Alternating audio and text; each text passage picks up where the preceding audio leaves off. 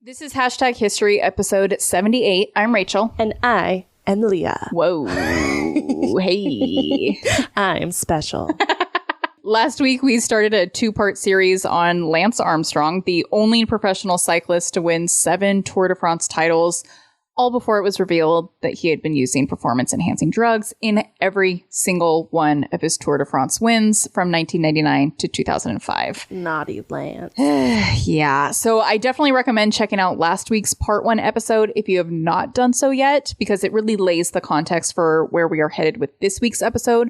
Particularly in last week's episode, we discussed the Festina affair and kind of just like the overall effect that had on the Tour de France. Do you mind doing like a quick recap on that, Leah? Yeah, so it was 1999 or 8? 1998. Yeah. Mm-hmm. So the Festina team, that entire team, it was found, well, one of the coaches was going to the Tour de France and he was like stopped at customs. Customs, and they found all of these drugs and performance enhancing like testosterone and all this stuff, needles, syringes, all this stuff in his bag because he's dumb and didn't check it.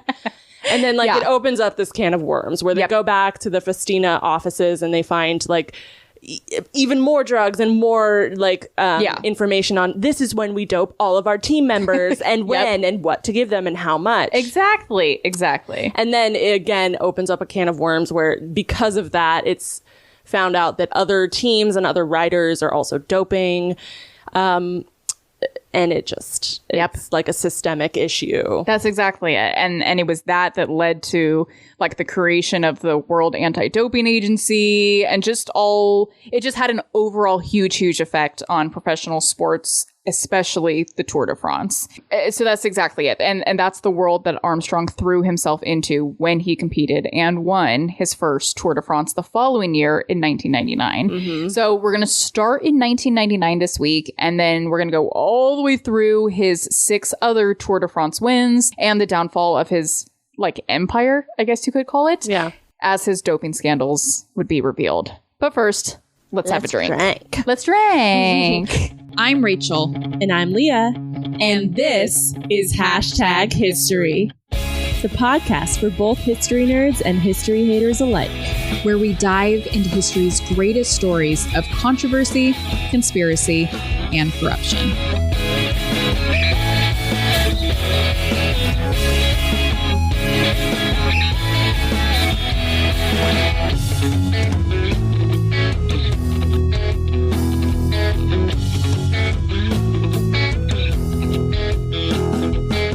Firstly, I realized I meant to say this at the beginning or at some point in last episode. We have officially had 40,000. Yes. Sorry, I was trying to go slow so you would catch up with me here. I was I thought you were going to say, I don't know why, because I was tying it to the cocktail segment. I thought you were going to say, we have had 40,000 cocktails. And I was like, what? Yeah. Yeah, no, we've had 40,000 downloads. This is insane. More than 40,000. Actually, we've beyond exceeded that already today since I posted that a couple days ago. Yeah. So that is huge. Yeah. I know we have a lot of episodes. You're on 78 right now. We are on 78. Yeah, you weren't sure, but that's still so many people. I know. That's really cool. Yeah, and which country is it that we're really big? Costa Rica. We're shout out to Costa Rica. I think we need to do a trip there or something, because seriously, we are always in their top 10, not just history podcasts, but podcasts. Yeah. Isn't that wild? Costa Rica. We're coming. We're coming once the Rona is over. Yeah. Yeah, I'm glad you brought that up. Thank you. Yeah. Of course. Special. So another shout out, not to Costa Rica, to this week's cocktail sponsor. Yay. Travel_historic on Instagram. That's their Instagram handle. They sent us a lovely message along with their amula. Thanks for that. Yeah, they said, my travel has been lacking for obvious reasons. But you ladies certainly fill my love of history. Aww. I absolutely adore that you seek out the history we don't know and aren't always focusing on the same stories we've been told time and time again. Cheers to you both. This one's on me. That is so sweet. Thank you so much. These yes, thank you for giving us money, but I really like the nice comment. I know. Thank you so much. Yes. Thank you. So now on to the cocktail. I found a cute little article on diffordsguide.com with a list of various Tour de France inspired cocktails. Oh, cool. Which I thought very appropriate. Obviously. That sounds like that'd be super fun to just down for every single stage. If we were like watching the Tour de France, each stage we have a new and that's cocktail. What it was. Like it was a specific year because you said the stages always change. But for each location they were at, they did like a cocktail based on that area. That is cool. And I simply chose the one that sounded the best to me, and you will see why very soon. Based on the color of it, I can take a wild guess. Yeah. So I will try to include the link to that on our Instagram, or at the very least in the citations on our website for this episode. But in short, this cocktail contains vodka. If you have a citrus flavored vodka, that is what is preferred. We just did regular vodka. Limoncello, which is my favorite. It's and your I'm favorite. like, I was like, oh shoot, I need to buy a new bottle of limoncello. Dang it. That was how we always, touch base before we record to see like, all right, do you have rum? Do we need to buy rum? Whatever. And, limoncello was one of the things on the list. And Leah didn't even give me a chance to say like, I'm fine with buying that. She was like, this is mine. So I will gladly purchase. Yeah. And then you top it off with lemon juice and simple syrup. Oh my God, it sounds so amazing. Yeah. I think it's going to be like how could it not be like a lemon drop? Yep. Exactly what I was thinking. And yes, I may or may not have planned an entire cocktail segment around a craving for limoncello. Sue me. It is accepted. Thank you. All right. You ready? Yes. Okay. Cheers. And also, she put a beautiful sugar rim around it. I was going to say my sugar rim looks nasty compared to yours. Mine is stunning. Cheers. Yeah, it's like a lemon drop. Mm-hmm. Is that a lemon drop? A lemon drop it's just vodka, lemon juice, and like sugar, essentially. So this is the classier version. Yeah. I think, and if I recall the reason in the article, the reason they chose it is part of the tour might have gone through some of Italy. Yeah, yes. Which limoncello, like Italy. Yeah. So love that. This is delish. Oh my God, that's going to go down fast though. Mm-hmm. Very fast. In fact, we might just end the episode here. Bye. Bye. Thanks for joining. Bye. What's your rating? Oh, 10. The only complaint is that it's not bigger. Right? Completely agree. Couldn't agree more. Could not agree more. Yeah, it's in a beautiful martini glass, and so there isn't much there. Only complaint is I wish it would last longer. All right. Okay. Delish. 10. 10? 10. Thank you to our cocktail sponsor. Thank you to you for your limoncello. Thank you to Difford's Guide. Thank you to Difford's Guide. Thank you to the Tour de France. Thank you to Lance? No, we ain't going that far. Fuck that guy. I mean, he did inspire this entire that guy. episode. All right. So it's 1999. Lance Armstrong, cancer survivor that was given less than a 50% chance at life, was competing in the Tour de France for the United States Postal Service team. Back then, they used to have a prologue race, which was essentially what it sounds like. It was a short time trial race that would not exceed 5 miles. Whoever won that race could claim race leadership for the official start of the Tour de France race the following day. Why would you want to be the leader of the pack being the wind drafter or whatever? You're at the front. Yeah, working twice as hard as the people behind you. Correct, but if you've seen the peloton, it is so effing hard to make your way through it to ever get a chance to get to the front. Okay. See? Yep. They stopped doing these prologue races in 2007, but in 1999, they were definitely still a practice, and Armstrong came out swinging, taking first place in the 1999 prologue. He had something to prove. He would continue to dominate in the tour, winning 4 stages. And right off the bat, people were suspicious. I don't mean to be pessimistic. We all love, an underdog story. But watching someone compete at the level that Armstrong was competing at, especially only a few years removed from his cancer treatment, was alarming to many. Yeah. He would end up winning the Tour de France that year by a full 7 minutes and 37 seconds, making him only the second American to win the Tour de France in its nearly 100-year history.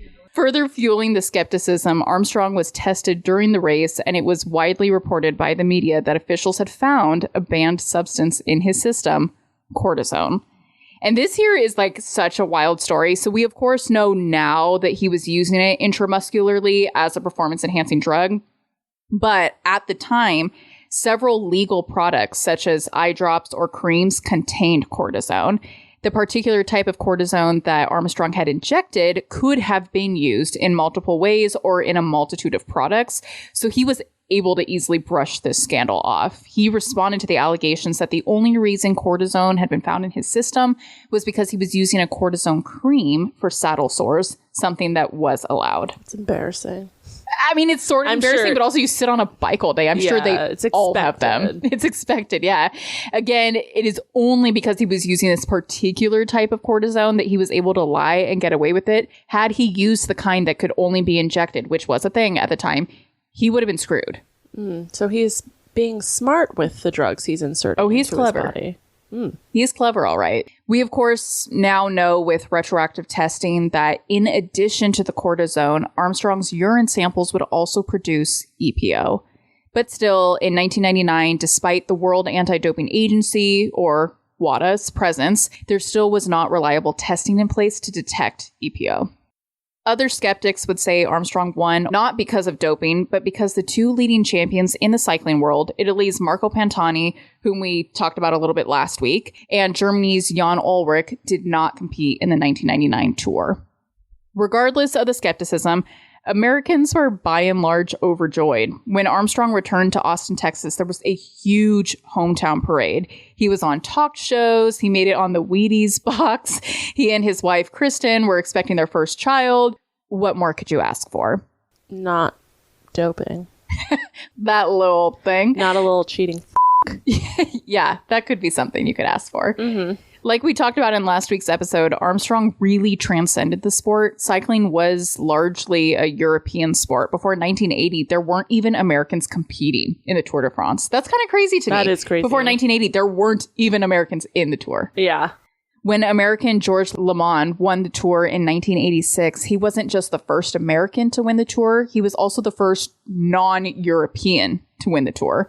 So Armstrong becoming the second American to win the Tour de France a little over a decade later was a huge, huge deal. Yeah. He would go on to win the Tour de France in 2000, with Jan Ullrich taking second. In fact, Ullrich would end up getting a record as the person to achieve second place the most number of times in the Tour de France, always behind Armstrong. That's not a good moniker to hold. I know, to be the notorious second place guy. Always the bridesmaid, never the bride. Oh, yeah. Yeah, that's that. Yeah. It was also in 2000 that Armstrong would publish his book titled It's Not About the Bike, which many people, particularly cancer survivors, found really inspirational. That's good. No, a lot of people found it really inspirational. But of course, this book also, contained denials regarding doping and speaking ill of those that had accused him personally of doping. And probably wasn't actually written by him. It was probably one of those ghostwriter type deals. They never are. Yeah. Armstrong would win the Tour de France again in 2001, 2002, and 2003. Although it did look for a brief moment there in 2003 like Armstrong might not take the win. I want you to look here. So we're checking out the 2003 footage from the 2003 Tour de France during stage 15. Oh, Lance!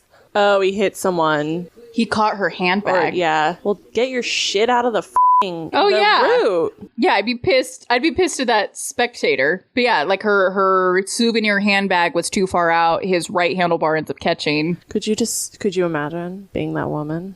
I can see it going two ways, being like, oh my God, I hate myself, I hate myself, I hate myself. Or also being like, oh my God, I touched Lance Armstrong. Right? Yeah. So even though, you saw what happened in that video that he, fell, took other people down. Well, now I want to see him, somehow getting back to the lead. He does, because he ends up winning not only that stage, but also the entire tour. All right. It's pretty incredible. Yeah, because he's on drugs. So he was constantly under suspicion, though. An Irish sports writer named David Walsh would write articles about Armstrong's suspicious relationship with Dr. Michele Ferrari, the controversial doctor and cycling coach that we mentioned in last week's episode, who was known to supply his cyclists with performing-enhancing drugs. Walsh would go on to publish a book in 2003 regarding the same, titled LA Confidential, that included a confession from Armstrong's masseuse, Emma O'Reilly, who said she had witnessed Armstrong and others on the USPS team doping. She had cleaned up syringes in the room, covered up their needle marks with makeup, and so on.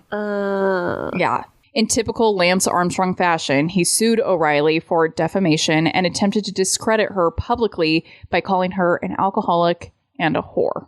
Those were his exact words. Oh, okay. Yeah. So that's who we're working with here. Great. When Armstrong won the Tour de France again in 2004, he made history by becoming the first cyclist to win 6 consecutive races. It's also in 2004 that those Livestrong bracelets became soups popular. We talked about them briefly last week as part of Armstrong's Livestrong Foundation that helped raise awareness and support for cancer patients and survivors. Nike partnered alongside them and created these yellow silicone bracelets that said Livestrong on them and sold for $1 each. To this day, some 80 million of them have been sold. Everybody was wearing these things. In fact, I have like half a dozen pictures of celebrities wearing them for you to check out, Leah. I was literally, when we were talking about this in the last episode, I was like, I kind of want to like search for it. Well, now the moment has come. Yeah, because it was at this time in 2004 that they became really popular. So I want you just to name the celebrities as you see them in these pictures. Lindsay Lohan. Of course. Looking fierce. Ben Stiller at a basketball game. Yeah. Will Ferrell. Just looking like Will Ferrell. Looking like Will Ferrell. And Usher. For sure. There's actually one other one. At a Teen Choice Awards thing, by the way. And Tom Hanks and Rita also wearing them. And the thing about this one, especially to me, is like... They're on they're at the Oscars. Yeah, they're on the red carpet. She looks phenomenal. In like a gold sparkly dress. A dress that probably cost $5,000 with her $1 silicone yellow bracelet. Yeah, because live strong, bitches. Everyone was wearing them. Yeah. Lance Armstrong was pretty damn popular. There were even people talking about him becoming governor or a senator. When he won his 7th consecutive Tour de France in 2005, he also set a record for completing the tour at the highest speed in history. His average speed throughout the tour was 26 miles per hour. He made an announcement this same year that the 2005 tour would be his last.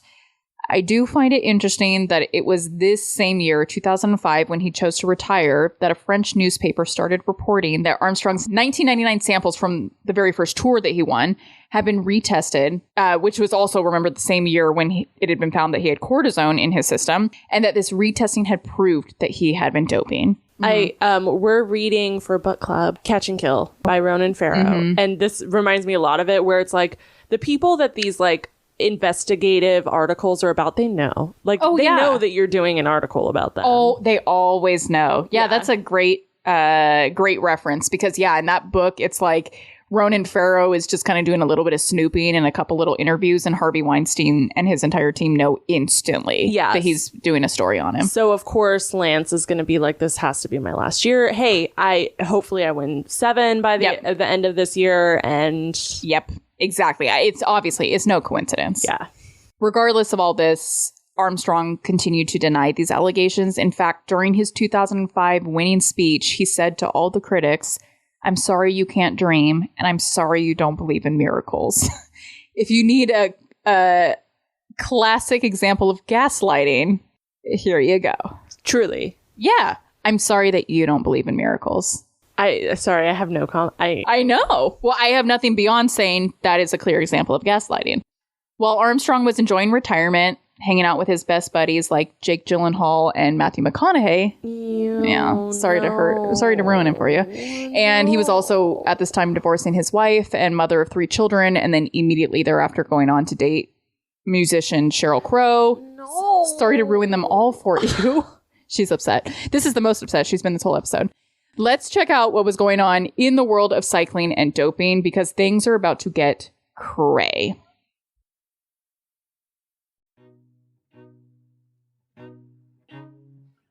Okay, if you are an avid podcast listener like me, I am confident that you have heard some of your favorite podcasters doing an ad for Madison Reed hair coloring. I am here to tell you that I actually use Madison Reed. I have been using Madison Reed for over a year now, and I am completely obsessed with it. To avoid the time and cost of going to a hair salon, I have long been a box dye girl. I know, all of our hairdresser listeners are screaming right now. And you're totally right. After years of use, box dye completely stripped my hair of life. It was super dry and brittle and thin. And then I found Madison Reed. Madison Reed is free of ammonia, parabens, and so much more. It includes nutrients like keratin and ginseng root extract. So when I finish coloring my hair, not only is the color fantastic, but my hair actually feels good too. And it's super easy to use. You just go online to madison-reed.com, take an online quiz, and get matched to your perfect shade. The kit they send you comes with everything you will need, so you won't have to make any additional trips to the store. It includes gloves, bottles, barrier cream, cleansing wipes, a protective cap, and even color-protecting shampoo and conditioner to wash out your hair with afterward. With over 55 multi-dimensional shades to choose from and kits that start at only $22, Madison Reed comes highly recommended by me personally. Head to our website now at #history-pod.com, click on the promo code tab at the top of the screen, and use our link to get free shipping on your first order of Madison Reed.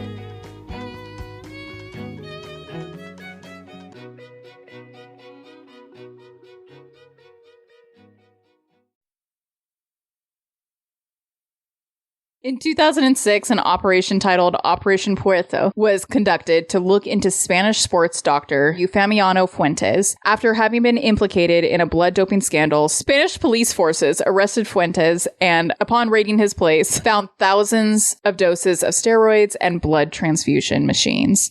They also found, amongst his possessions, a list of cyclists he was treating. One name on this list was that of Jan Ullrich, the man who kept notoriously placing behind Armstrong in the Tour de France. Ugh. Yeah. As a result of these implications, only one day before the 2006 Tour was to commence, Ullrich was suspended from the race. A handful of other riders were also suspended, and although he was not suspended and would adamantly, at the time, deny being treated by Dr. Fuentes, another rider implicated in the scandal was a man named Tyler Hamilton, former team member of the United States Postal Service team that had helped Armstrong to Tour victories 3 times. How did he help Armstrong to Tour victories? That is a great question. So something to understand about the Tour de France and about being on a team competing in the Tour de France is that there is always one person from that team that is the leader and is selected as the guy chosen to win the Tour. So when you compete in the Tour de France, even though it is an individual that wins, you're competing with a team. Interesting. Yeah. So if you are one of the team members, you're not the leader or whatever, you are a domestique, which in French generally translates to the word servant. Like a domestic servant. Exactly. It essentially means that you are in service to the leader. A lot of people refer to team members as the unsung heroes because it is their job to ensure the win for their team leader. So, like, you know, this team, you're all selected. There's someone that's selected as the leader. And it's their job to, you know, kind of like block other people, make sure that you have like a secure lead. Throw their bike down on the ground in front of the fucking peloton. So everybody just starts piling up on top of them. I mean, that is some very clever handiwork. I wouldn't put it past them. However, it mostly just means like just pushing your guy to the front. Got it. Your leader. Mm-hmm. That was a great question. So naturally, of course, there are going to be some team members that eventually want the opportunity and chance at winning too, right? Yeah. One such person was Tyler Hamilton. After having been domestique for Armstrong in a number of his Tour de France wins, in 2001, Hamilton left the USPS team to become the leader of another team. In typical Armstrong fashion, Armstrong became an asshole to Hamilton following this career shift. This part, like, I just don't get it. I know. I'm not I guess I kind of am a competitive person, like, when it comes to board games and stuff. But, like, I just don't understand. Like, obviously that person is going to want a promotion. I feel it both ways. I feel like because the human element of me is I'm competitive and maybe even some jealousy that, like, while everyone, of course, deserves a chance to actually have a chance. Yeah. And he never had a chance in the opportunity.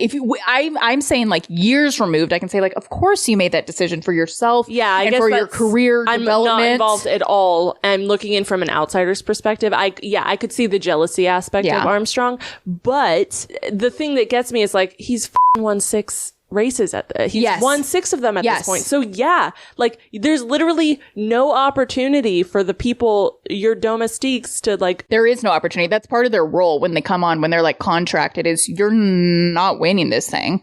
You're helping someone on your team win this thing. I don't know. As an outsider, I'm like, this is stupid. Of course. And you have to have understanding for someone that's competing at this level. Of course, naturally, unless you're the type of person that likes just supporting a team, of course you want a chance to win. Yeah.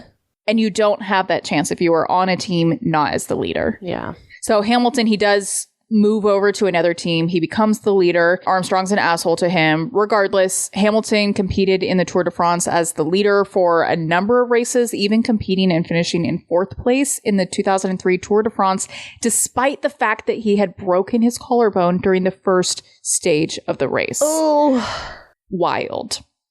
But it would come crashing down in 2004 when, after winning the gold medal in the men's individual time trial at the Olympics in Athens, Hamilton's blood test would reveal that he had been doping. Mm-hmm.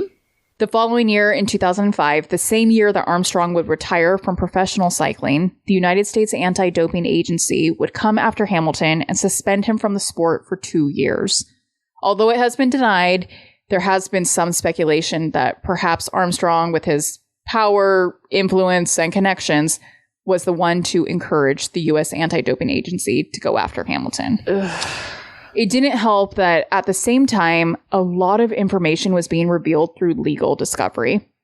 In 2005, a company that Armstrong had worked with called SCA Promotions was withholding $5 million from him, money that he was owed, because they had come to believe that he had been doping during his tours. As part of this litigation, SCA took depositions of known associates of Armstrong to prove that he had been doping. 2 such people that would be deposed were a married couple, Frankie and Betsy Andreu. Frankie had been a team member of Armstrong's dating all the way back to his Motorola days, and he had continued with him throughout his Tour de France races. In his deposition, he admitted to witnessing Armstrong doping several times, as well as doping himself. When Betsy was deposed, she told the story of how she remembered visiting Armstrong in the hospital several years before when he was undergoing cancer treatment.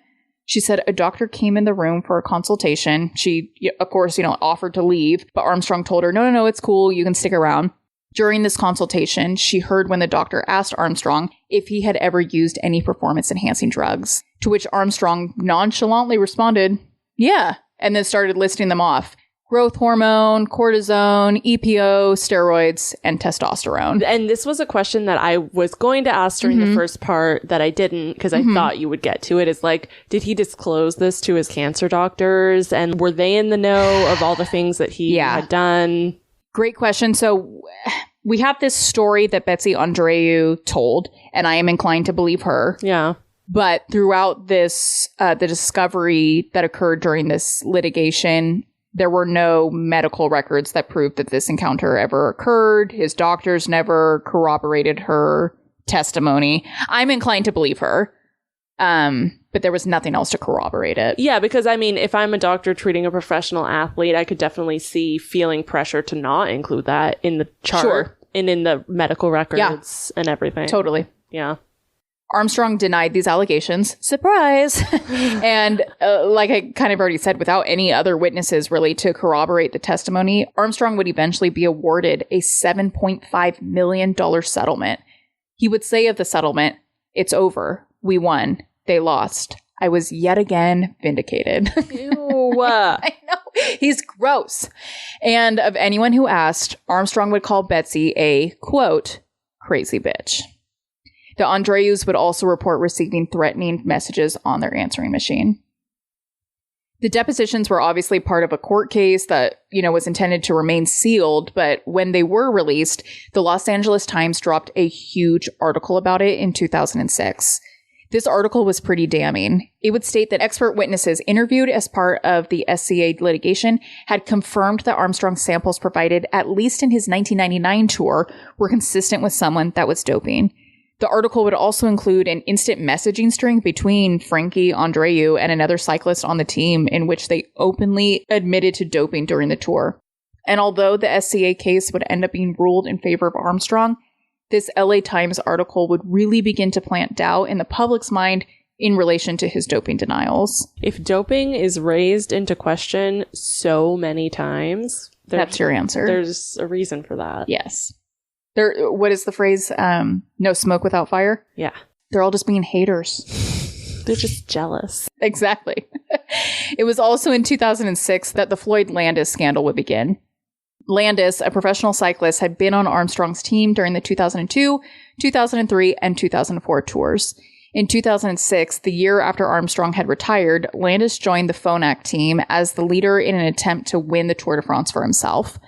Most didn't believe we would see another American win the Tour so soon after Armstrong's retirement. Armstrong himself told Landis this, but to many surprise, especially given that Landis was competing on a severely injured hip, Landis would win the Tour de France in 2006.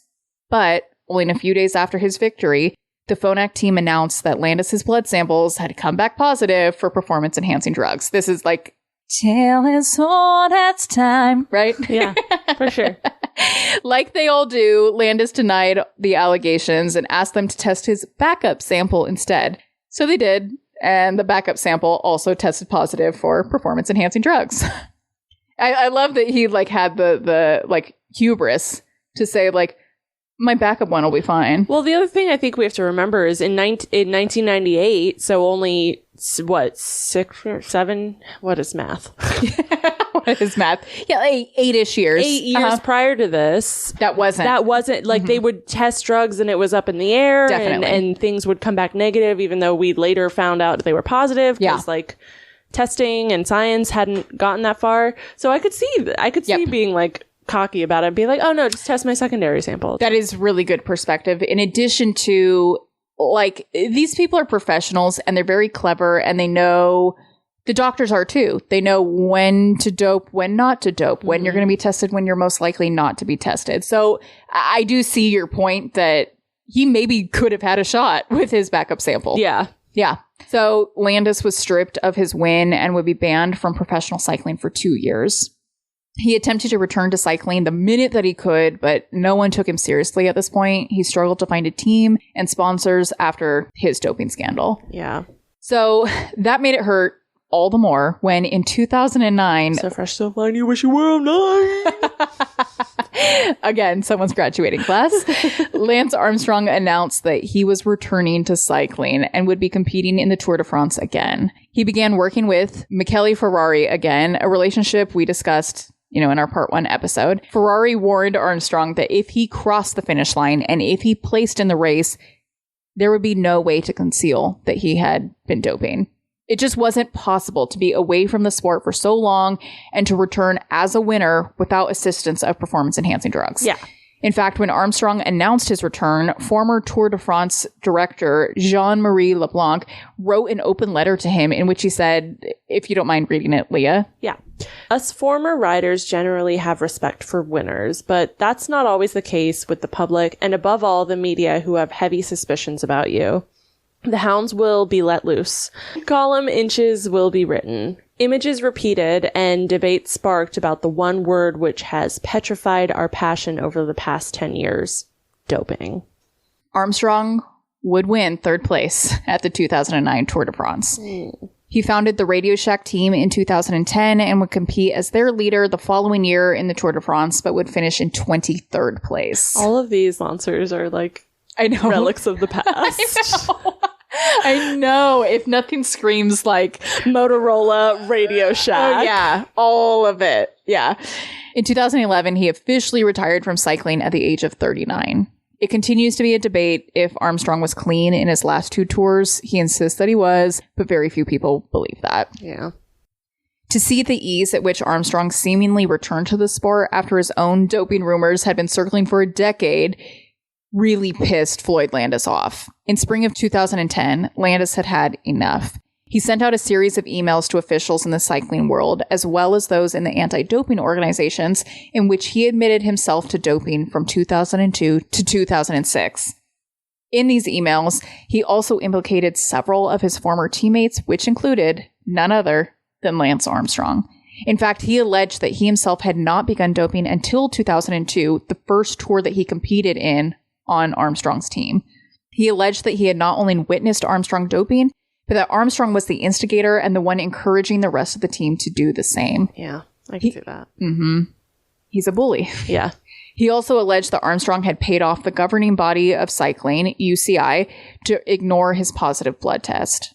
Armstrong, of course, denied these allegations, saying, quote, "It's our word against his word. I like our word. We like our credibility. Floyd lost his credibility a long time ago." And although this response is totally pompous and arrogant, he wasn't completely off base. Landis had lost his credibility. No one liked him back when he lied about doping in the 2006 Tour de France. And then when he did admit to doping years later and dragged along several other former teammates, he was now viewed as a rat. Mm-hmm. Especially by Armstrong. But petty drama aside, the emails Landis sent were enough for the U.S. Justice Department to open a federal investigation into Armstrong's alleged doping. They were able to get several of Armstrong's former teammates to admit that they had witnessed Armstrong doping. This was further corroborated by a 2011 60 Minutes interview that Armstrong's former teammate, Tyler Hamilton, whom we mentioned earlier, did, in which he would spill all the beans about him and Armstrong doing EPO together during the 1999, 2000, and 2001 tours. After a 2-year-long criminal investigation, though, federal prosecutors would drop the case against Armstrong and would not file charges. There has been no explanation as to why the investigation was closed, but there has been some speculation that Armstrong was able to use his influence and connections to encourage them to do so. Mm-hmm. However, the United States Anti-Doping Agency would pick up where the federal government left off. With the help of more than 24 witnesses and all of the evidence gathered in the federal investigation, the U.S. Anti-Doping Agency was able to formally charge Armstrong with using, possessing, and trafficking banned substances. They released a pretty damning statement in October of 2012, if you don't mind reading it, Leah. Yeah, forgive me if I slur. The evidence shows beyond any doubt that the U.S. Postal Service pro cycling team ran the most sophisticated, professionalized, and successful doping program that sport has ever seen. The evidence of the U.S. Postal Service pro cycling team run scheme is overwhelming and is in excess of 1,000 pages, and includes sworn testimony from 26 people, including 15 riders with knowledge of the U.S. Postal Service team, USPS team, and its participants' doping activities. The evidence also includes direct documentary evidence, including financial payments, emails, scientific data, and laboratory test results that further prove the use, possession, and distribution of performance-enhancing drugs by Lance Armstrong, and confirm the disappointing truth about the deceptive activities of the USPS team, a team that received tens of millions of American taxpayer dollars in funding. Yeah, I think, and you brought up the question in our part 1 episode. Again, if you haven't listened to that one yet, highly recommend you do that. You brought it up that, like, how could we go this long without just knowing that for sure he did dope? Yeah. And I think, I mean, we've made it now. It's 2012 is when the United States Anti-Doping Agency officially finally said. Yeah. And I'm not saying, of course, I mean, there were suspicions. And so anyone that believed beforehand is obviously correct. Yeah. But I think, you know, if you want to believe the best, regardless of, you know, what rumors are out there, yeah, there wasn't definitive proof until 2012. I feel like the general public, like, yeah, until there's a governing body of some sort or the government or something is like, yes, this happened. And there's proof that is unquestionable proof that is presented. Cool. But like people in the industry, if you will, or in the sport, that's where I'm like, they know what's think a possible. lot of them did. Yeah, like they know what's possible and what's not. I think a lot of them did, and that they were either paid off or just scared of him. Yeah. As a result of this investigation, Armstrong was banned from professional cycling for life and was stripped of all 7 of his Tour de France titles. In response to this, Armstrong tweeted, "Back in Austin and just laying around," accompanied by this picture. Oh, no. It's a picture of him with all of his jerseys as like they're like framed as art in his house on his ginormous couch, just laying on the couch. That's his response. It's super cocky. It's him saying like, cool, you can take away my titles. But you can't take away my mansion and my artwork. Yep, exactly. And the jerseys and... Exactly. Armstrong's sponsors responded a little less smugly than him. Shortly after the decision by UCI to ban Armstrong from the sport indefinitely, all of his sponsorship deals fell apart. Oakley, Nike, Trek, and others all dropped Armstrong. In his words, he stated that he lost roughly $75 million in one day. Mm-hmm. Not long after, Armstrong's own nonprofit cancer support organization, Livestrong, also dropped him. Armstrong would continue to deny the allegations until 2013 when he sat down with Oprah for an exclusive interview. Did you watch this interview at the time? I've probably seen and maybe at the time I watched it. Okay. I don't have a very strong remembrance of it. Okay. And I mean, we've kind of already talked about this, I think mostly in our part 1 episode, but I very closely followed the story. So I remember scheduling out and making sure I could watch this interview, live. Yeah. So I was thinking, let's do a little bit of role play here just to read just the opening of the interview. Do you want to be Oprah or Armstrong? Stupid question. That was a stupid question. Why did I ask that? Oprah. Okay. So you will be Oprah. I will be Armstrong. It's pretty wild because Oprah just starts this interview off with a handful of yes or no questions. And I just remember at the time watching it, literally screaming in the first 2 minutes of this interview. Oprah, take it away. Okay. Yes or no? Did you ever take banned substances to enhance your cycling performance? Pause, because what a badass woman to just start off the interview. That's what she said. And she starts it off even more badass than that. She says, "We have plenty of time here today. I don't want your details. I want yes or no's." Okay. That's how she starts off the interview. Okay. "We have time for details later. Yes or no's for now." Okay. Yeah. Continuing. Yes or no, was one of those banned substances EPO? Yes. Did you ever blood dope or use blood transfusions to enhance your cycling performance? Yes. Did you ever use any other banned substances like testosterone, cortisone, or human growth hormone? Yes. Yes or no, in all 7 of your Tour de France victories, did you ever take banned substances or blood dope? Yes. Yeah, exactly my reaction. I just remember being blown away when I was watching this live because, I mean, we all already knew it at this point. But it's just something else when you actually hear it coming out of his mouth after so long of denying it. Yeah. In fact, I thought we might do just really quickly one other little script here. Not necessarily role play, but I thought you and I could bounce back and forth and read off just some, these aren't even all, but some of Armstrong's doping denials from the beginning of his career through to his Oprah confession. Yeah, let's do it. Okay. You want to take the first one? Yeah. 1999. Quote. "I've been on my deathbed and I'm not stupid. I can emphatically say I am not on drugs." 2004. "I have never had a single positive doping test and I do not take performance-enhancing drugs." Again, in 2004. "We're sick and tired of these allegations and we're going to do everything we can to fight them. They're absolutely untrue." 2005. "I have never doped. I can say it again, but I've said it for 7 years." Again in 2005. "How many times do I have to say it? It can't be any clearer than I've never taken drugs." 2010. "As long as I live, I will deny it. There was absolutely no way I forced people, encouraged people, told people, helped people, facilitated.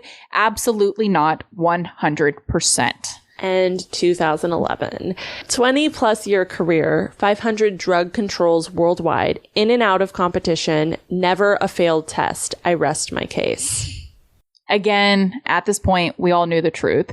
But after years of lies, manipulation, and gaslighting, hearing him finally admit it on national television to Oprah Winfrey was really, really something. Armstrong would get hit with lawsuit after lawsuit following his confession.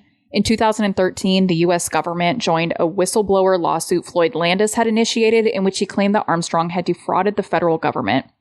Instead of going to trial and potentially losing $100 million, Armstrong chose to settle the suit in 2018 for $5 million. There was also an insurance lawsuit that settled for an undisclosed amount, but we know the insurance company was initially seeking $3 million in damages. He also had to pay $10 million as part of a perjury lawsuit. We also know that in 2018, he sold his more than 8,000 square foot mansion in Austin, Texas for a 3-bedroom, 3,000 square foot home. Ooh. I also, and we kind of mentioned it, I don't know if it was this episode or last, but like his main sponsor, U.S. Postal Service, that's like a government entity. It's taxpayer money. For defrauding the federal government. Yeah, like you're literally taking taxpayer money. Yeah, and it's just, it speaks to his level of narcissism. Yeah, like he's comfortable taking... He's said that. Like in his interviews, he now absolutely admits that like what I did was wrong, but he has said, I would do it again. I would cheat again. Ew. Ew, I would Rachel. cheat again. Gross, right? Nowadays, Armstrong continues to be involved in cycling, although, of course, not professionally. He has since had 2 more kids with his partner, Anna Hansen. He also owns a coffee shop and a bike shop in Austin, Texas, and he's the host of 2 podcasts. Ew, don't listen to them. And that's the rise and fall of Lance Armstrong. Yeah, there it is. There she is.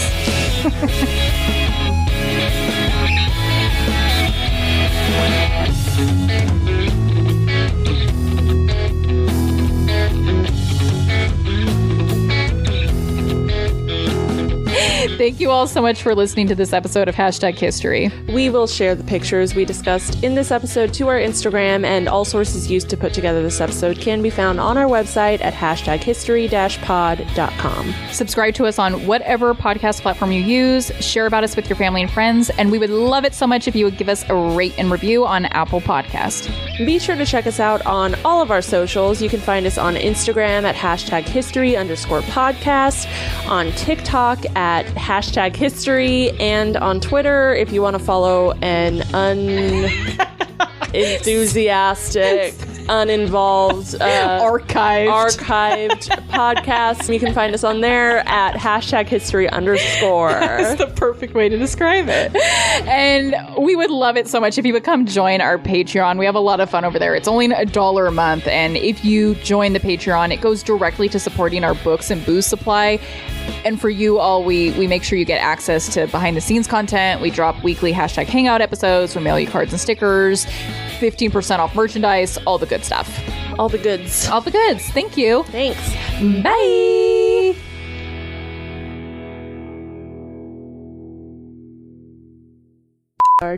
There, 3, 2, 1.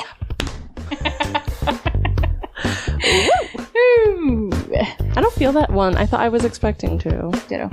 I found a cute little...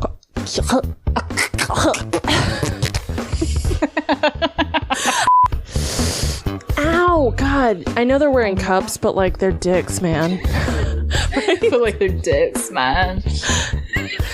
An Irish sports writer named... there's a bunch of pictures of him and Gyllenhaal and McConaughey, like, biking together, running together. I like McConaughey too. Yeah. And they were like from Texas, so I get and they that. were very recent, and like in the last few years, they still talk. Him and McConaughey. I don't know about him and Gyllenhaal. I don't like that. Yeah. I don't like that at all. Okay. Sorry to ruin so many people for you. That's great. Jeez. For my God.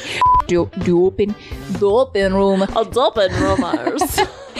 I can empathetically say I am. I think it's emphatically. I'm sure he was empathetic too. No, he wasn't. No.